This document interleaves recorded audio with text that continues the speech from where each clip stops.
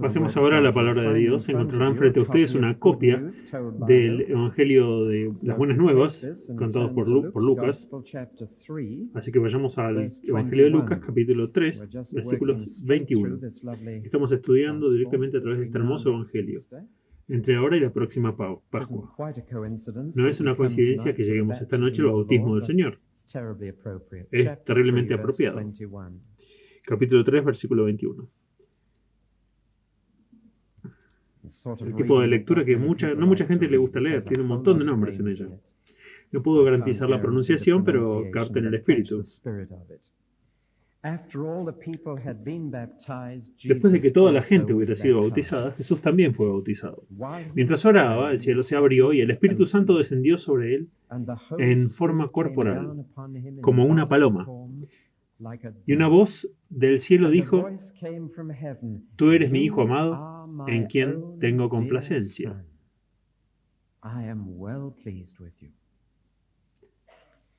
Cuando Jesús comenzó su trabajo, tenía unos 30 años.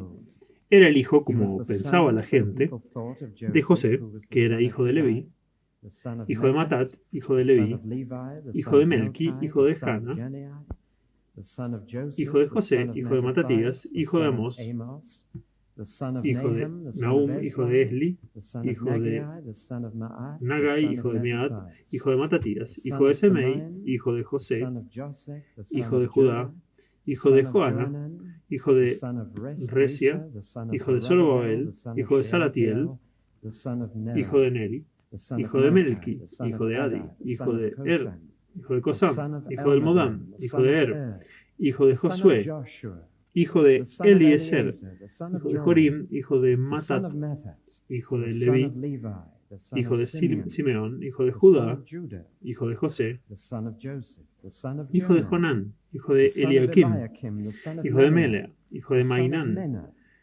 hijo de Matata, hijo de Natán, hijo de David, hijo de Isaí, hijo de Obed, hijo de Boaz, hijo de Salmón, hijo de Naasón, hijo de Aminadab, hijo de Aram,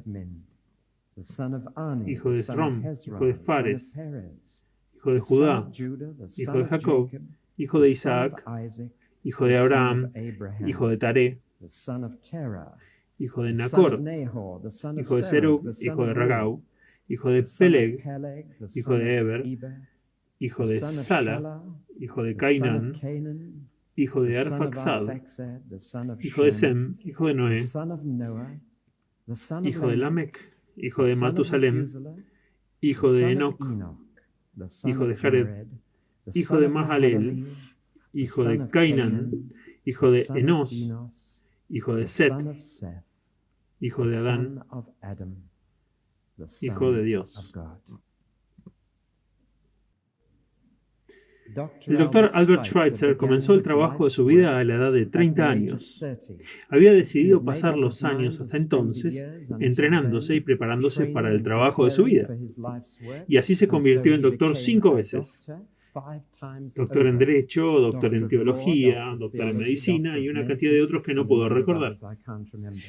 Y luego, hacia su cumpleaños número 30, comenzó a buscar la voluntad de Dios y alguien, nadie sabe quién, dejó una revista misionera en su escritorio que hablaba del Congo francés y un lugar llamado Lamborghini. Albert Schweitzer leyó el artículo y escribió en su diario esa noche: mi búsqueda terminó. Y a la edad de 30 años dejó su Alemania natal y se fue a Lamborghini, donde construyó un hospital con sus propias manos y trabajó allí por otros 50 y tantos años. El Señor Jesucristo también comenzó el trabajo de su vida a los 30 años, aunque su obra debía realizarse en menos de 3. Pero de los 30 años que prepararon a nuestro Señor Jesús para la obra de su vida, sabemos casi nada. Solo en una o dos ocasiones se descorre el velo y podemos ver lo que llevó hasta su aparición en el escenario público de la historia.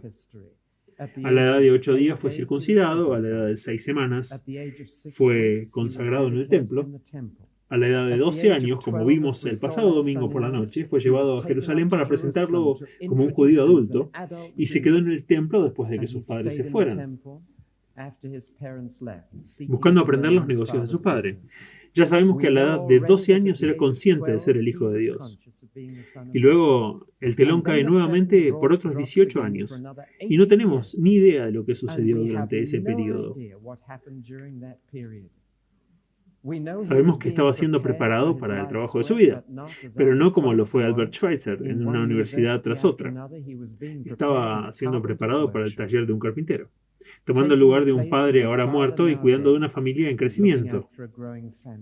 Fue en esa circunstancia muy limitada que nuestro Señor Jesús se preparó para el trabajo de su vida, y luego, cuando llegó a la edad de 30 años, un temblor de emoción recorrió el país. Y más personas comenzaron a hacer viajes lejos de su hogar, a lo profundo de ese valle, donde corre un río que, como la herida de un gigante desde el Monte Hermón, en el norte de Palestina, justo a través del Mar Rojo, parte de él va a través del Gran Valle hendido, a través de Etiopía hasta Kenia. Y puedes verlo allí, y muy abajo, en ese valle, en su extremo norte, un hombre estaba predicando. Como dije esta mañana, un hombre de aspecto hippie, cabello largo, solo una ropa con la que vivir y dormir durante años, y un hombre que raspaba su comida de las rocas. Y este hombre estaba predicando y la gente decía, ¿fuiste a escucharlo? Siempre es un gran predicador y ¿saben lo que está haciendo? No solamente predica, está bautizando a la gente, los toma y los mete en el río. Y nos está diciendo a todos que el rey está por venir. Y tenemos que prepararnos y tenemos que estar limpios y tenemos que limpiar nuestros corazones y arrepentirnos de nuestros pecados. Tenés que ir y escucharlo si no lo escuchaste. Y de todas partes de Palestina, pequeños grupos de personas iban caminando millas y millas para escuchar a este joven predicador. Jesús fue el único que no fue. No al principio. Y me atrevo a decir que en el pequeño pueblo de Nazaret hay grupos de jóvenes que fueron a escuchar a Juan el Bautista. Y cuando grupos de personas fueron y volvieron, fueron a la tienda de Nazaret y dijeron, tienes que escucharlo, Jesús. ¿Lo has escuchado? No, no lo he escuchado. ¿Por qué no vas? Hay una multitud que bajará el próximo lunes. ¿Qué tal si vas con ellos? ¿Podrías viajar con ellos y escuchar a este predicador? Es maravilloso.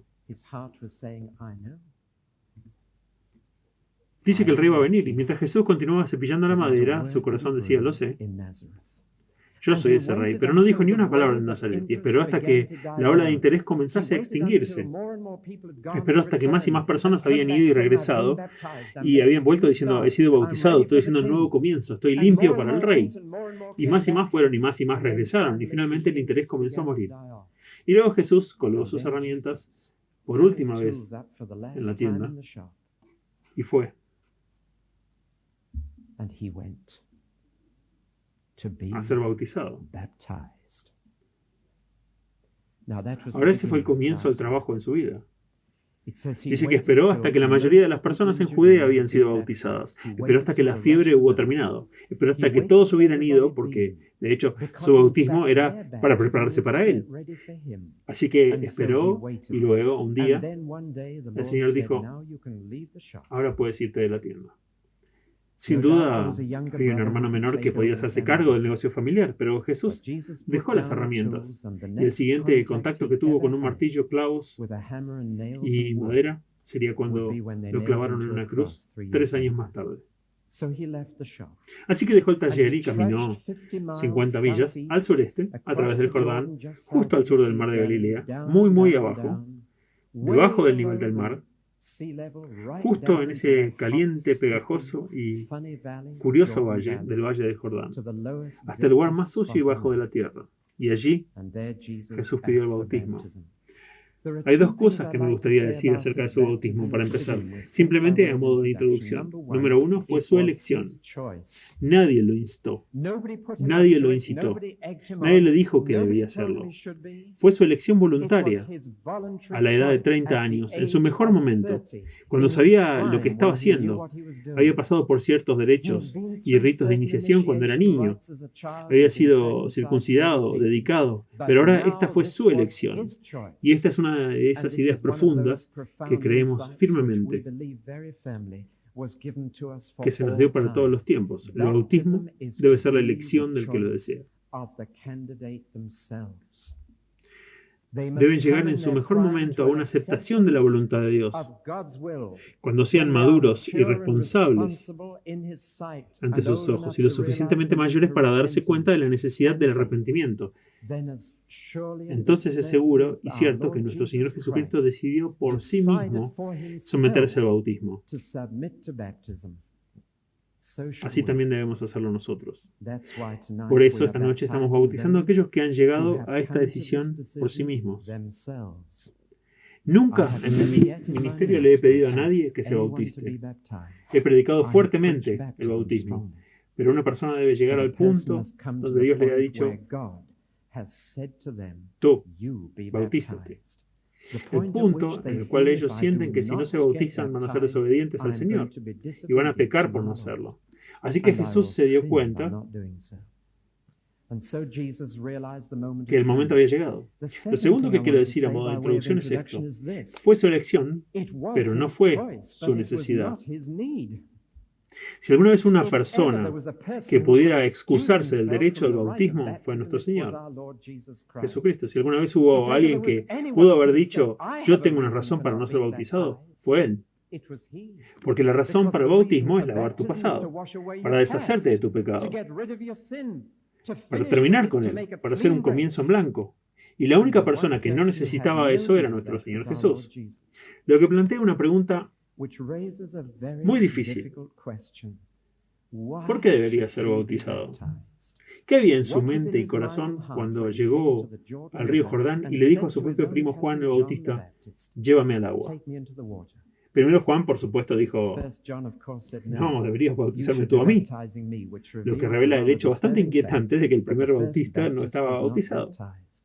Eso fue todo un pensamiento, pero Juan dijo: deberías bautizarme tú a mí. Alguien tenía que empezarlo después de todo.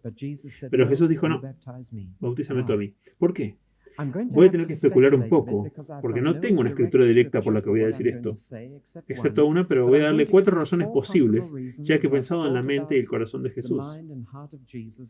Puedo ver 4 motivos posibles para su bautismo. Número 1, el motivo de asociación con Juan.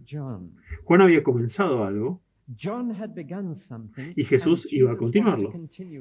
Juan había estado preparando para la venida de Jesús y por lo tanto de esta manera Jesús estaba diciendo: me vinculo con Juan, estoy siguiendo a Juan, voy tras él. Y esta fue una manera hermosa de identificarse con Juan y asociarse con el ministerio de Juan. Pero ¿por qué tuvo que hacerlo siendo bautizado? Podría haber ido allí, predicar y decirle a las multitudes: estoy siguiendo el trabajo de este hombre. ¿Por qué ser bautizado? No creo que esto sea suficiente. Una segunda razón posible es que para Jesús el bautismo marcó una separación de Nazaret. Es verdad decir que a partir de su bautismo había roto con su pasado, y este es el significado del bautismo. Había dejado a Nazaret, había dejado su círculo familiar. Cuando su familia lo persiguió unos meses después, porque pensaban que se había vuelto loco, le dijeron: tu madre y tus hermanos y hermanas están afuera. Y él dijo: ¿quién es mi madre? ¿Y quiénes son mis hermanos? ¿Y quiénes son mis hermanas? Eso realmente debe haber confirmado sus sospechas. Se había olvidado por completo de ellos. No lo había hecho. Continuó diciendo: ¿quién es mi madre? ¿Quién hace la voluntad de mi padre? Es mi madre, mi hermano y mi hermana. Se había emancipado. No se separó a los 12 años, volvió a Nazaret y estaba sujeto a sus padres. Pero ahora había hecho la ruptura y ahora para él la vida en Nazaret, en una familia y en una tienda, había terminado. Había hecho una ruptura total y tal vez el bautismo expresó para él, como lo hace para nosotros, una ruptura con el tipo de vida que hemos vivido y un nuevo tipo de vida que viene. Una vida que va a ser ordenada por el Señor totalmente y no sujeta a otras necesidades. Pero no creo haber dado con la razón real.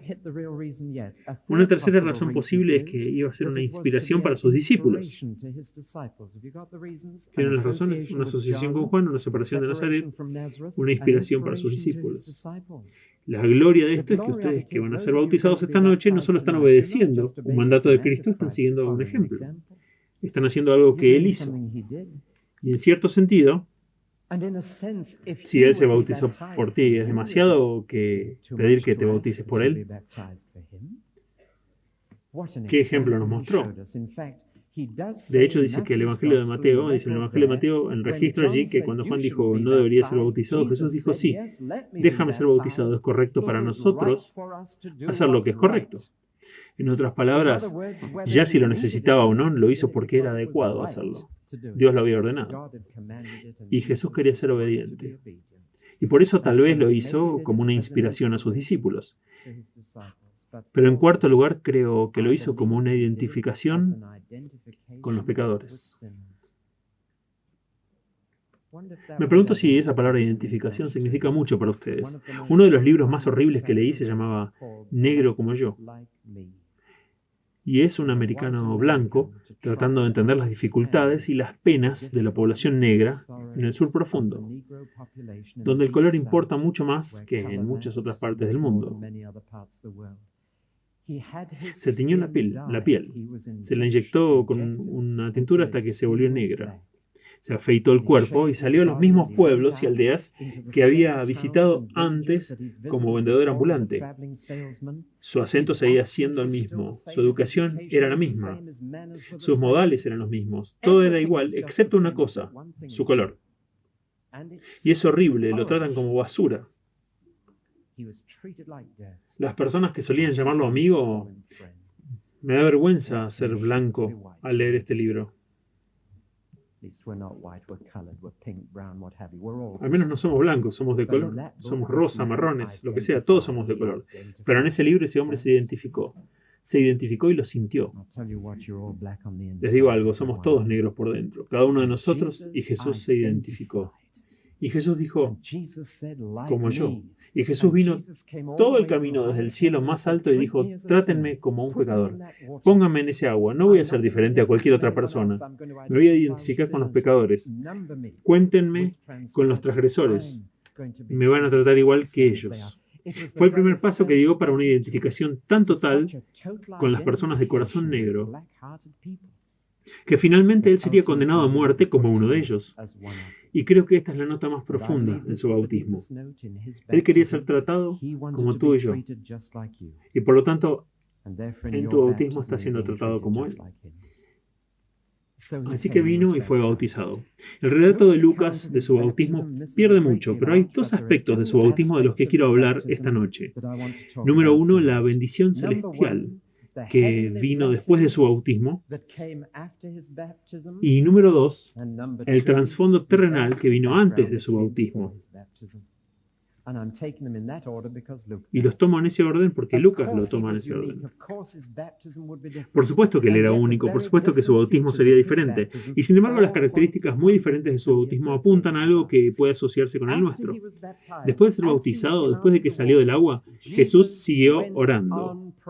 Y la razón era que no solo quería el bautismo en agua, quería mucho más que eso. Así que siguió orando. Lucas menciona a nuestro Señor orando en 9 ocasiones separadas, y esta es una de ellas. Y siguió orando, buscando más. No solo bautizando en agua, quería más que eso. Así que obtuvo 3 cosas más. La primera cosa que obtuvo fue una unción. Una unción. 900 años antes, 600 años antes, un hombre llamado Isaías había dicho esto. Oh, que romperías los cielos y descenderías. Y saben, en el día del bautismo de nuestro Señor, eso es exactamente lo que sucedió. Creo que debe haber sido un día nublado, un día invernal con un cielo nublado. Y después del bautismo de Jesús, mientras oraba, los cielos se abren. Solo puedo suponer que esa frase significa que las nubes se abrieron y vieron a través de un hermoso azul cielo profundo allí arriba, con el sol brillando, y los cielos se abrieron. Y cuando Juan miró hacia arriba, y tal vez otros que estaban allí, Juan vio una cosa blanca en el cielo. Pensó que había un pájaro y bajó. Se hizo más grande. Curioso, pensé que era una paloma, pero no parece una paloma. Y bajó y se posó sobre Jesús. En nuestra casa anterior solíamos tener palomas blancas. Era hermoso salir al jardín y verlas revolotear en el cielo, y hacer que vinieran revoloteando hacia abajo y aterrizando sobre tus hombros, o sobre tu cabeza y mordisqueándonos la oreja. Hay algo en la paloma que es muy hermoso, encantadora, blanca, y hay algo en ella que viene y aterriza sobre ti que simplemente hace algo. A menudo pienso en el bautismo de Jesús cuando esas palomas solían descender y posarse sobre nuestros hombros. Y esta cosa, como una paloma, descendió. Era el Espíritu Santo. Así como los espíritus malignos pueden materializarse, también puede el Espíritu Santo. Y esta fue una de esas raras ocasiones cuando el Espíritu Santo se hizo visible y se materializó. Normalmente es como el viento. Puedes sentirlo, sabes cuando sopla, sabes cuando te mueves, pero no puedes verlo. Pero esta vez se podía ver. Y Jesús había recibido el equipamiento que necesitaba para hacer todo su trabajo ahora. Porque incluso el mismo Jesús no podía hacer su trabajo sin el poder del Espíritu Santo. Y había estado orando, y siguió orando. Y años más tarde iba a decir, ¿cuánto más tu Padre Celestial dará el Espíritu Santo a los que siguen pidiéndolo? Había probado la verdad antes de decirla. Siguió pidiéndolo después de su bautismo hasta que vino. Él volvió a Nazaret poco después, y es muy interesante, cuando fue a la sinagoga le pidieron que predicara. Nunca le habían pedido eso antes. Y se levantó y leyó su texto de Isaías en ese sentido. El Espíritu del Señor está sobre mí, porque me ha elegido para predicar la buena noticia a los pobres. Me envió a proclamar la libertad a los cautivos, para que recuperen la vista a los ciegos, para liberar a los oprimidos y anunciar el año en que el Señor salvará a su pueblo. Ese fue su texto. Y su sermón fue una sola oración. El sermón más corto que hubo, supongo, y esa fue la oración. Este pasaje de las Escrituras se ha hecho realidad hoy, como escucharon que se leyó. ¡Qué sermón! Y ahora podía predicar, ahora podía hacer milagros, ahora podía comenzar el trabajo de su vida. Esa era la bendición número 1. Pero había una bendición número 2 que vino. Antes de mencionarla, déjeme decir que esta primera bendición de nuestro Señor puede que no tengas una paloma, pero puedes tener el Espíritu Santo. Esa es la gloria de eso. Puedes estar equipado para el servicio, puedes recibir una unción desde arriba. Continúa orando por ella. La segunda bendición que recibió fue una garantía. Tú eres mi hijo amado, mi querido hijo. Por supuesto, él sabía esto, lo sabía, lo había sabido desde los 12 años de edad, pero Dios, por su gracia, nos da tranquilidad. Y vaya si lo necesitamos en esta vida nuestra. Lo necesitamos una y otra vez. Muchos de ustedes supieron hace años que eran hijos de Dios. ¿Necesitan asegurarse? Dios puede dárselo. Y en momentos hermosos de nuestras vidas nos da un consuelo, un conocimiento definitivo de que somos hijos de Dios. Y por eso Jesús sabía que Él era el Hijo de Dios, pero en su bautismo Dios dijo, tú eres mi hijo. Y la gente que estaba alrededor pensó que era una tormenta. La voz de Dios es muy fuerte cuando habla, y pensaron que era un trueno. Pero era Dios diciendo, tú eres mi hijo, te amo.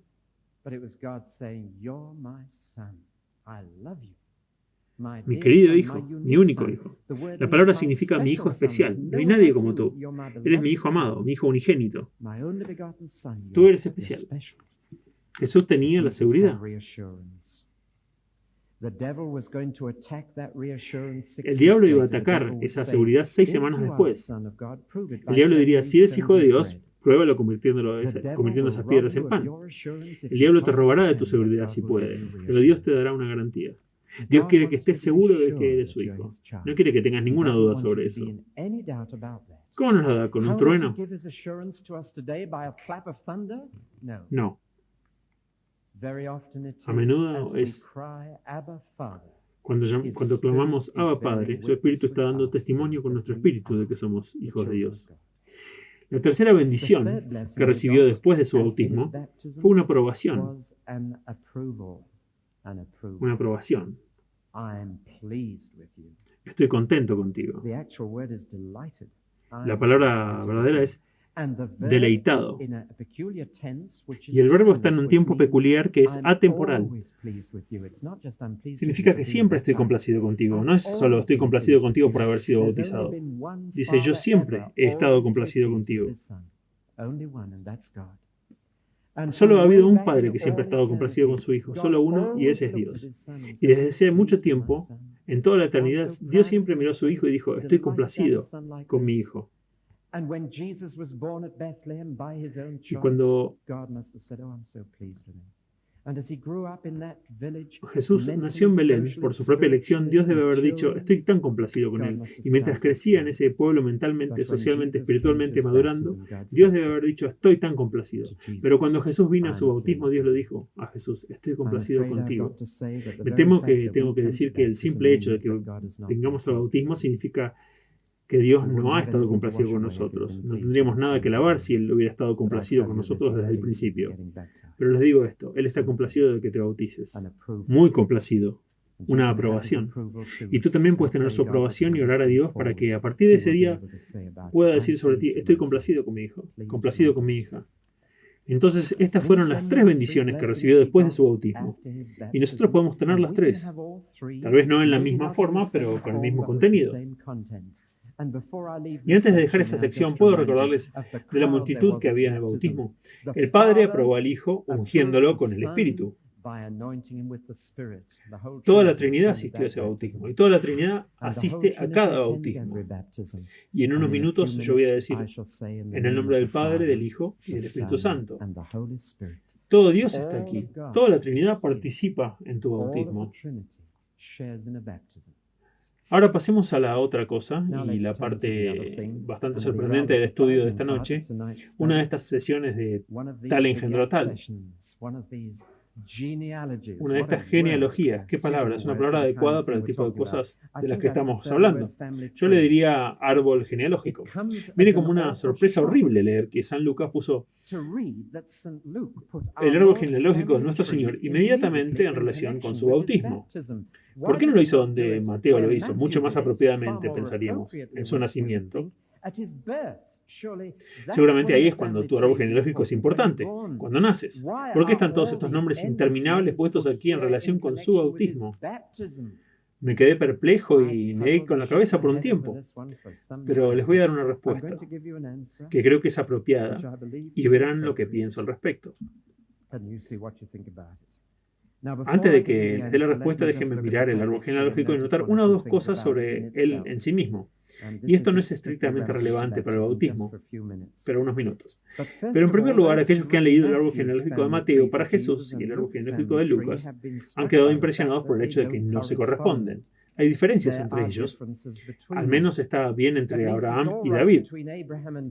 Pero entre David y José viajan por caminos diferentes. Bueno, aquí hay una contradicción. He visto esto ser usado por escépticos en un libro de la Asociación Racional Británica. Ahora no recuerdo el título exacto, que publicó un libro sobre contradicciones bíblicas. Y esta es ciertamente una de ellas. Hay 3 explicaciones posibles para esto, todas las cuales explicarían la situación y no estoy seguro de cuál es la correcta. Si están interesados, aquí están. Una es que José, de hecho, tenía 2 líneas colaterales hasta David, una de las cuales contenía sangre real y la otra traía sangre sacerdotal. Y aquí tenemos las 2 líneas que se unen nuevamente en la generación de José, y que puedes rastrear tu linaje de 2 maneras. Si ha habido matrimonios mixtos en una etapa posterior y que hayan hecho eso, es una posible explicación. Yo no creo que sea la verdadera. Una segunda es el asunto del matrimonio de levirato, en el que si una madre enviudaba o enviudaba sin hijos, mejor dicho, si una persona enviudaba sin hijos, una mujer, y su cuñado era libre para casarse con ella en lugar del hermano, que había sido esposo, se casaba con ella, y ella criaba hijos con el nombre del primer esposo.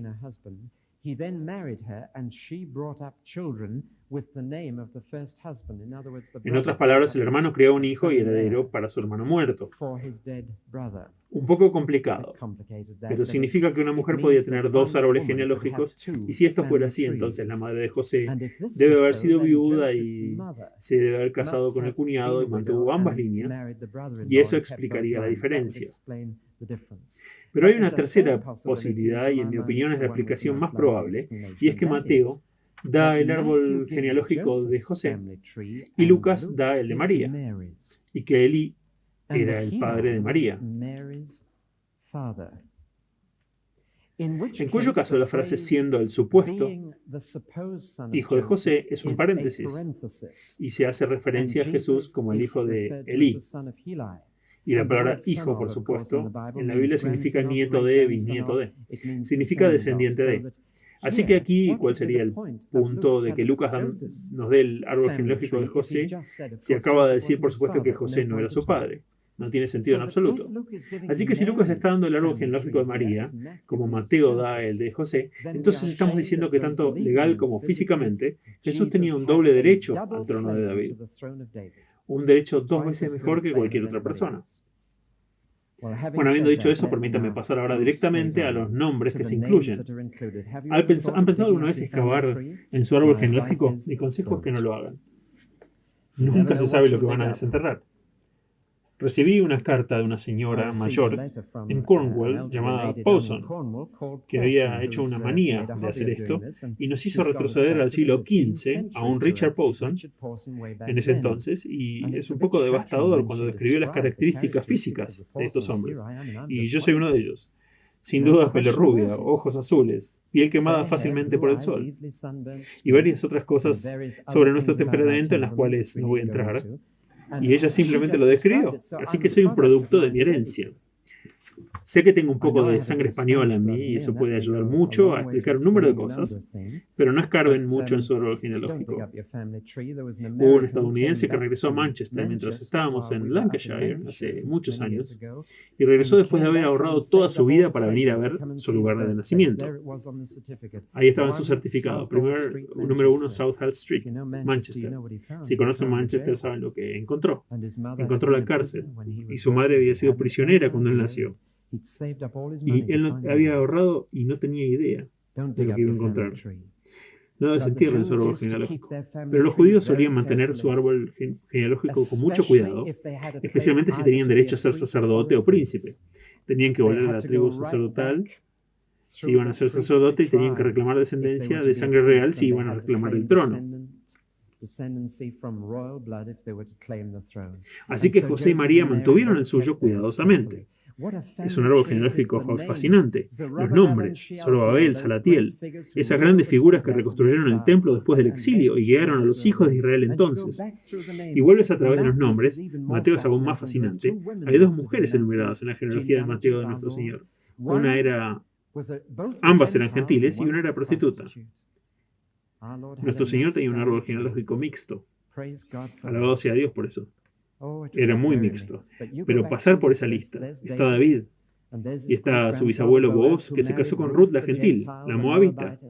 Y vas por él y estos nombres saltan, la historia se está escribiendo, y todo en su árbol genealógico. Y vas atrás y atrás y atrás, y llegas a Abraham, e Isaac y Jacob. Y Dios fue el Dios que se identificó con esos 3 hombres. Soy el Dios de Abraham, Isaac y Jacob. Y cuando llegas a Abraham, Mateo se detiene.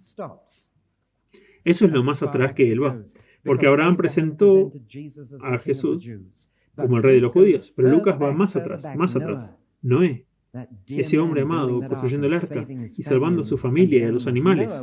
Noé era un ancestro de Jesús. Y se remonta a Matusalén, ese anciano cuyo nombre significa cuando él muera sucederá, y murió el mismo día, el mismo año del diluvio.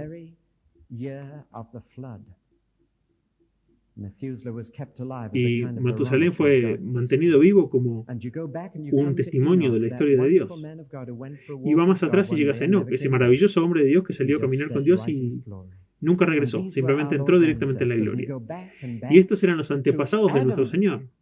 Y va atrás y atrás hasta Adán. ¿Y se dan cuenta de cómo se describe a Adán?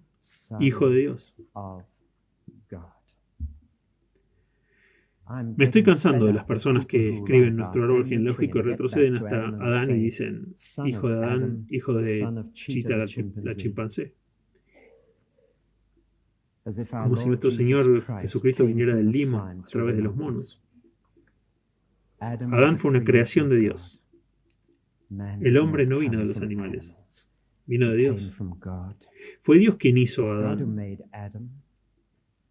hijo de Dios. ¿Se dan cuenta de que es la segunda vez que se usa esta frase en nuestro estudio esta noche? Eres mi hijo amado. Esa es una línea vertical. Retrocede a lo largo del horizontal y llegas a Adán, hijo de Dios. Pero qué diferentes eran estos hijos de Dios. Uno era obediente, el otro era desobediente. Uno agradó enormemente a su padre, el otro no fue agradable a sus ojos. Este es el contraste que ahora quiero dibujar, porque ahora quiero decirles por qué creo que Lucas puso este árbol genealógico en conexión con el bautismo de nuestro Señor. Es este. Si puedo ponerlo de una manera y luego explicar lo que quiero decir, el bautismo es el punto de cruce entre las dos líneas que te han traído a este tiempo y lugar. Entre la línea vertical celestial, que se extiende desde el trono más alto del cielo hasta este tiempo y lugar, y de la línea vertical terrenal, que se extiende hasta el polvo de la tierra. Y ambas líneas los han traído a los candidatos a este bautismo. Y ambas me trajeron a mí a mi bautismo. Y ese fue el punto de cruce. Es muy importante darse cuenta de esto, que le debemos a ambas líneas lo que somos en este punto. Las líneas del espacio que se extienden hasta el cielo. Y el tiempo que se extiende hacia atrás a través de los siglos se cruzan. Y aquí estamos en este momento y en este punto en el espacio bautizando. Y van a ver, con Jesús había dos siglos. No era solo la bendición celestial de la paloma descendiendo y la seguridad y la aprobación de su Padre. Estaba la línea terrenal que lo había llevado hasta este punto. Quiero hablar en los últimos minutos, primero que nada, a los cristianos, particularmente a los que están siendo bautizados, pero a los demás cristianos. No subestimen la línea humana. Ha sido parte de tu preparación para este momento. Cada bautismo es único porque cada persona bautizada es una persona única. Y esa singularidad ha venido a lo largo de los siglos. Nuestra herencia, nuestro temperamento, nuestros talentos naturales, todos estos son traídos al bautismo ahora. La historia de todo esto nos lleva a este punto. Y cada uno de nosotros en esta sala tiene un árbol genealógico que se remonta a Adán. Podríamos tener hasta el mismo, pero no lo sabemos. Y en ese árbol genealógico han ido todo tipo de personas e influencias. Y a lo largo de los años han venido, y Dios ha usado eso, y lo usará para hacer que tu bautismo sea único, y para prepararte para el servicio, y tus talentos naturales se usarán de una manera en que nadie más podría usarlos. No subestimen la herencia terrenal que tienen. No me refiero solamente a los ancestros físicos. También me refiero a los ancestros espirituales. Piensen en sus ancestros espirituales. Pedro, Santiago, Juan, Pablo, y Agustín, y Bernardo, y Anselmo, y Lutero, y Calvino, y Zwingli, y Wesley, y Whitefield, y pasando la misión del gran capo misionero a William Carey, y William Booth, y siguiendo adelante y adelante, y Gladys Sherwood, y Corrie ten Boom, y Watchman Nee, y un Billy Graham, y Arthur Blessed, y todas estas personas son parte de tu familia espiritual. Estás entrando en una herencia. Así tu bautismo es el de un individuo, pero hay toda una historia que lleva a este momento. No habría una iglesia aquí si no hubiera habido esta historia. No serías bautizado en este edificio. Este es el 150 aniversario de esta iglesia este año. Hace 150 años un grupo de personas se reunieron y todos ellos están hoy con Cristo en la gloria. Pero esa línea se ha reducido a este tiempo y lugar. Cristianos no subestimen su herencia humana. Y las personas que han estado involucradas en su vida, que se han llevado a esta fe y los han ayudado, cada uno ha tenido una parte. Y Dios ha usado eso para traerte a este punto. Y es por eso que creo que Lucas ha recapitulado todo el árbol genealógico de Jesús y toda la herencia del Antiguo Testamento que ahora está cobrando sentido. Lo segundo que quiero decir para cerrar es esto. Toda tu herencia y todos tus antecedentes y toda tu respiración y cualquier otra cosa y todo tu temperamento y todos tus talentos naturales no significan nada como una línea horizontal hasta que la línea divina lo ha encontrado.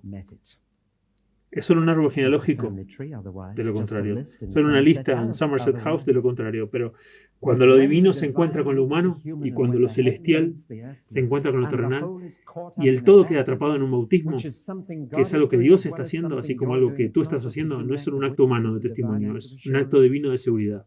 Y los dos se encuentran. Ahora todo lo que te ha llevado a este tiempo y el lugar a nivel humano va a ser recogido y hecho significativo en el plan de Dios para tu vida, de este momento en adelante. Y entonces son ambos. Y solo les digo a aquellos de ustedes que aún no conocen a Cristo, no me importa cuál sea su origen, no me importa lo que puedan señalar de tu árbol genealógico, no me importa qué talentos has heredado, hasta que Dios esté complacido contigo. No son significativos. No son significativos. No pueden usarse para propósitos eternos. Pero cuando lo divino y lo humano se encuentran, todo lo que te ha llevado a este punto se convierte en la preparación de Dios para todo lo que va a pasar.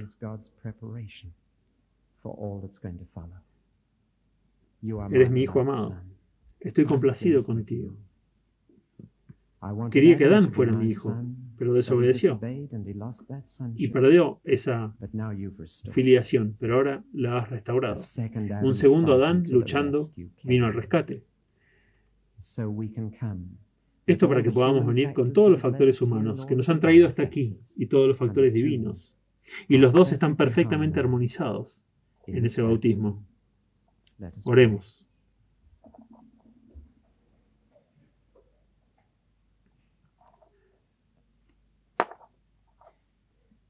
Señor, antes de entrar en el agua, queremos agradecerte por cada factor humano y cada ministerio humano, cada influencia terrenal que nos ha llevado a este tiempo y lugar.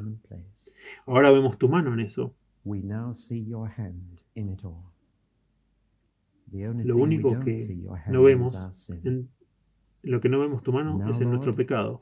Y ahora, Señor, habiendo mirado hacia atrás, miramos hacia arriba y buscamos tu aprobación para lo que hacemos y tu seguridad de que pertenecemos. Así que quédate con nosotros. En el nombre de Jesús. Amén.